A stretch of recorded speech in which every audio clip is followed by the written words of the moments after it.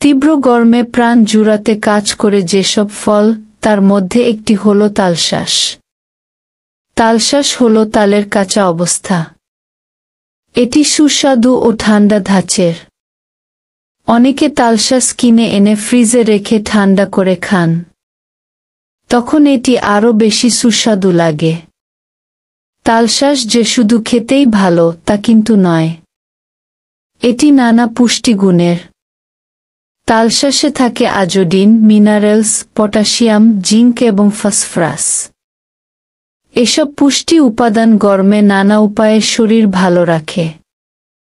বিশেষজ্ঞরা গরমের সময়ে তালশাঁস খাওয়ার পরামর্শ দেন।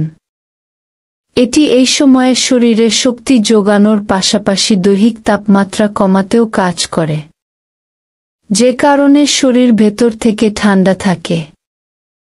গরমে শরীরে পানির অভাব দেখা দেওয়াটা অস্বাভাবিক নয়। এ সময় শরীরকে ভেতর থেকে আর্দ্র রাখতে কার্যকরী একটি ফল হল তালের শাঁস। এটি যদিও হালকা একটি ফল, তবে গরমে খুব বেশি খেলে পেট গরম হতে পারে। তাই তালশাঁস অল্প পরিমাণে খাওয়াই ভালো। গরমের সময় অনেকের পাকস্থলীর সমস্যা, পেট গরম এবং জ্বলুনি ভাব দেখা দিতে পারে। এসব সমস্যার ক্ষেত্রে সমাধান দিতে পারে তালশাঁস। আপনি যদি এ সময় খাবারের তালিকায় অল্প করে তালশাঁস রাখেন তবে দূর হবে এ ধরনের সমস্যা।